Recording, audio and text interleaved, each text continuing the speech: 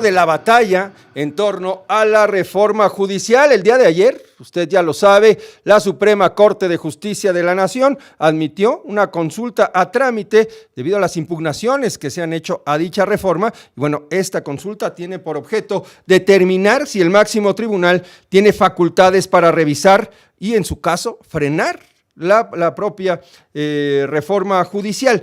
Hay una fuerte discusión. 8 de los 11 ministros votaron a favor de realizar dichas consultas y en medio del debate hubo declaraciones muy fuertes, como las que hicieron, por ejemplo, la ministra Lenia Batres, quien dijo que esto se trata de un golpe de Estado. También Yasmín Esquivel respaldó a Lenia Batres, también señaló que es parte de una especie de golpe de Estado y que la Suprema Corte de Justicia está conduciendo al país a una crisis institucional y también constitucional. Hoy en la mañana, la presidenta de la República dice, este es un golpe aguado. Vamos a hablar con los que saben. Está en la línea el doctor Pedro Salazar, investigador del Instituto de Investigaciones Jurídicas de la Universidad Nacional Autónoma de México, constitucionalista, a quien siempre me da mucho gusto saludar. ¿Cómo estás, Pedro? Muy bien, Primitivo, me da un gusto enorme saludarte a ti y a tu auditorio. Gracias por la invitación. Oye, Pedro, ¿realmente estamos ante un golpe de Estado, ante una crisis constitucional derivada y además encausada por los propios ministros de la Suprema Corte, como dice Yasmín Esquivel? No, a ver, yo creo que estamos un poco fuera de foco y fuera de tonos, ¿no? En primer lugar, esta no es una discusión nueva, es una discusión que ya tiene casi 30 años, al menos en el país, al menos desde 1996, se planteó en un famoso amparo, el amparo que presentó el entonces ex jefe de gobierno de la ciudad, ex regente de la ciudad, Manuel Camacho, en el que cuestionaba una reforma constitucional que a él le afectaba porque le impedía volver a presentarse como candidato a la jefatura de la Ciudad de México, del Distrito Federal en ese entonces. Y desde ahí se abrió un debate en la Corte que a lo largo de estas décadas se ha mantenido vigente y que es un debate en el que se cuestionan con buenos argumentos, buenos en un sentido y en el otro, si los ministros de la Corte, si la Corte puede revisar las decisiones no del poder constituyente, porque el poder que reforma la Constitución no es el constituyente. El constituyente es el que hace una Constitución. Este es un poder constituido, el poder reformador de la Constitución. Y la discusión se ha dado en dos sentidos.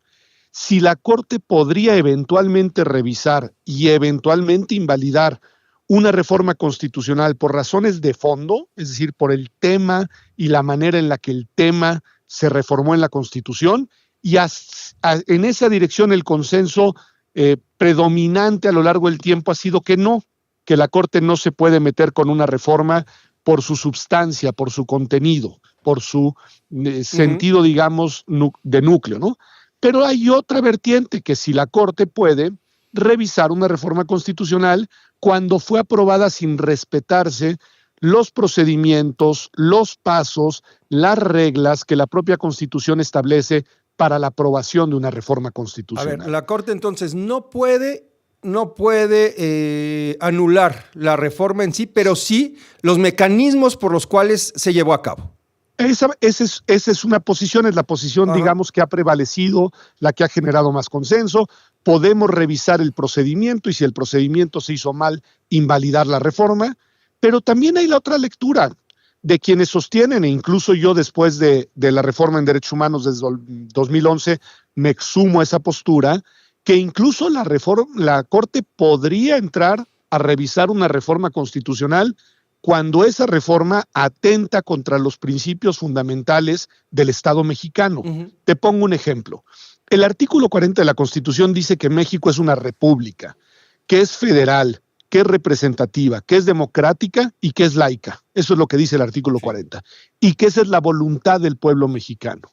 Bueno, si hay una reforma constitucional que atenta, que contradice, que menoscaba estos 5 principios, el republicano, el representativo, el democrático, el federal y el laico, bueno, yo sí creo que la Corte podría entrar a revisar la validez de esa reforma, porque se trataría de una modificación que altera, digamos, el núcleo de identidad del Estado mexicano. Bueno, lo que hoy se plantea es si la reforma judicial es una reforma que pone en duda alguno de estos 5 principios que acabo de enunciar, mencionando el artículo 40. Bueno, es una discusión jurídica interesante, más allá de que políticamente sea muy controvertida, y creo que tiene mucho sentido que los ministros le hayan dado cauce a una acción que viene además del propio Poder Judicial, porque es impulsada por magistraturas del Poder Judicial, y hasta ahí estamos, no ha pasado nada más.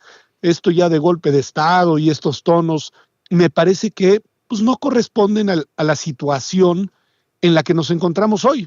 Nos encontramos a que a la Corte le llegaron una serie de peticiones y el día de ayer les dio cauce para entrar a discutir si hay méritos o no para eventualmente pronunciarse sobre la validez o no de la reforma. Pero ya ir más lejos en este momento me parece que sería equivocado. Es un primer paso para saber si la Corte puede entrar al fondo del asunto. Ahora, exacto. Alguien, Pedro, publicaba ayer, es la última bala de la Corte para defenderse contra la reforma. Y aquí hay un punto interesante, porque ha habido 1, 2, 3, varios recursos para detener la implementación e incluso la aprobación y la publicación de la reforma judicial. Y todos han sido en vano, todos se los ha brincado el Poder Legislativo, el Poder Ejecutivo, que está dominado evidentemente por Morena y por sus aliados. Realmente, ¿qué se puede hacer? Da la impresión de que estas decisiones legales pues de nada sirven ante el poder aplastante, ante la aplanadora política.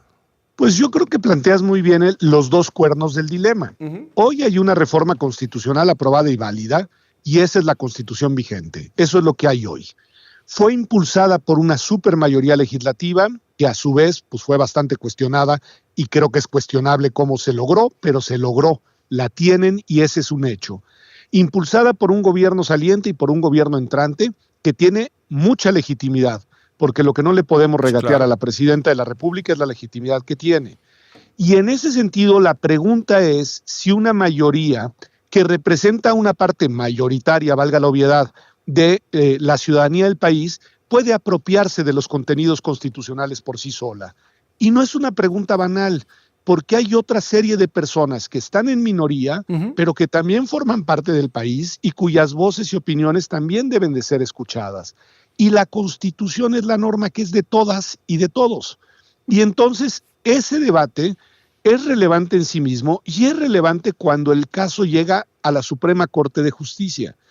Porque al final la Suprema Corte existe para custodiar, así se les dice, los custodios de la Constitución. Es decir, son los guardianes de la Constitución. Como decía yo hace algunos minutos, si la Constitución dice que es voluntad del pueblo de México ser una república representativa, federal, laica y federal, hay que preguntarnos si esta reforma atenta contra algunos de esos principios.